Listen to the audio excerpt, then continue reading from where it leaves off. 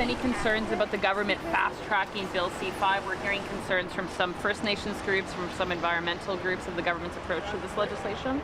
I think people are concerned with the direction Canada's going on, the amount of people that are unemployed, and they want to see our government do something that's going to deal with these serious issues, and that's where they want me to put my focus.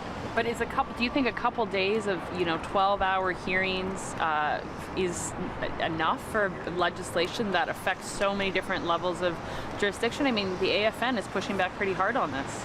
Well, certainly all of the issues and all of the areas that are mentioned in the bill for consultation are going to be part of this as it moves forward. So we will make sure it's very important that the Indigenous community in particular are part of this. They're not an afterthought.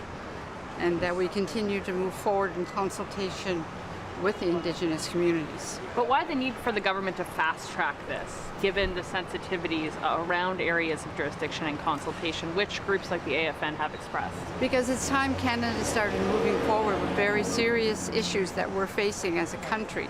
And we have a great opportunity now with the leadership of Prime Minister Carney.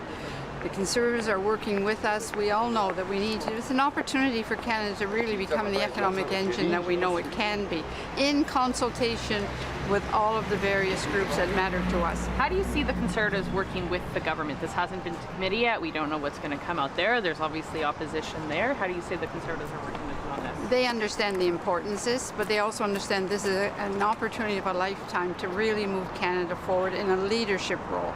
Rather than the U.S. always being the leaders, well, maybe it's time Canada became the leaders. Okay, thank you very much. The Bill C-5 and you're riding it all. What have you heard about that bill? Which one's C-5? You got to remind me. That's the one Canadian economy, the fast-tracking of major infrastructure and energy projects. Yes, I've got a lot of concerns about some of the immigration measures, some of the fast-tracking things. Yes, I've heard about it. Sorry, the immigration, is that bill, that's the strong borders bill. This is about this is a separate one. But have you heard, but on the question of the fast tracking of major energy and infrastructure, have you heard concerns on that? Yeah, I've heard concerns. What are specifically, what are people worried about? Well, people are worried it's going to be used to kind of push projects through without sufficient environmental controls, oversight, input from Indigenous communities. That's not my understanding, and I think given our government's orientation, I don't think that is at all what it's intended, but I've heard those concerns. Do you think the government trying to fast-track this legislation through inflames those concerns, just how quickly the process is moving to get this bill into law? Perhaps, but on the other hand, there's an upside to that. I think people want to see change. I think people want to see movement. I think people want to see major projects approved. And so, I mean, it's a bit of it's a balancing act, right? I mean, yeah, maybe longer period of discussion, but on the other hand, that's kind of the problem to begin with, how long it takes in order to actually get things accomplished. So do you support the government fast-tracking this bill?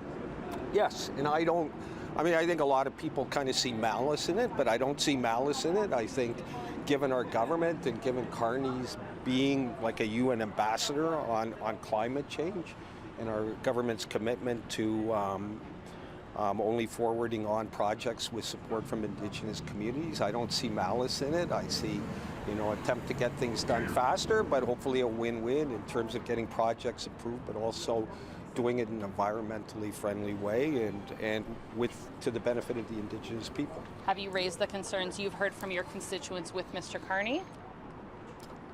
No, because I'm not sure how legitimate those concerns are, and certainly I don't have the depth of appreciation of the nuances of this subject to be advocating with Mark Carney, but I certainly, personally, am not that worried about it. Do you believe there should be amendments to be made to appease those worries about environmental concerns and all the superpowers this bill gives to a minister?